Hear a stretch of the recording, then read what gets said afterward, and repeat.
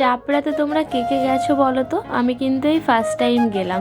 অনেকের ভিডিওতে দেখেছিলাম যে সবাই চাপড়া যাচ্ছে, তো আমি গেছিলাম দিদির বাড়ি, আর দিদিদের বাড়ির একটু দূরে দিদিদের বাড়ি থেকে।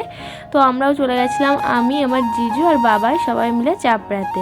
আর রাস্তাটা কিন্তু অনেকটাই ভিতরে, মানে চাপড়া অনেকটাই ভিতরে, যে ফুল বাগানটা আছে আর কি, ফুলের মাঠগুলো। তো আমরা চলে এসেছি, আর দেখো কত ভিড়, মনে হচ্ছে পুরো মেলা লেগে গেছে।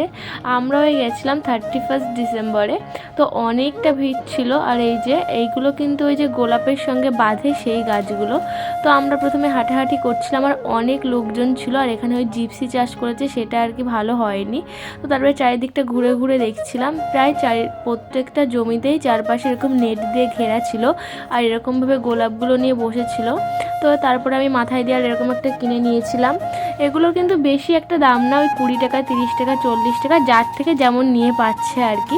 আর এই দেখো এই গাছগুলো কিন্তু এর মধ্যে রয়েছে বাঁধাকপি, আর তার উপরে এরকম গাছ লাগিয়েছে। এর মধ্যে যাওয়া যাবে না, সাইড দিয়ে দাঁড়িয়ে দাঁড়িয়ে যা দেখার দেখতে হবে। আর এই দেখো এখানে কিন্তু এই ফুলগুলো আমার বেশ ভালো লেগেছিলো। আর তারপরে ছিল বড় বড় এই ফুলগুলো। এখানে ফুলের দাম খুবই অল্প, খুব একটা বেশি না। আর এখান থেকে তো আমরাও কিছুটা গোলাপ ফুল কিনেছিলাম। আর এই যে হলুদ হলুদ ফুলগুলো দেখছো, এগুলো কিন্তু প্রায় এক একটা গোছ দিচ্ছিল ওই 25 টাকা, 30 টাকা এরকম করে। তো এই যে এখান থেকে নিয়ে নিয়েছিলাম গোলাপ, আর তারপরে চলে এসেছিলাম আইসক্রিম খেতে খেতে বাড়ি। তো আজকের মতন ভিডিওটা এই পর্যন্তই, টাটা সবাইকে।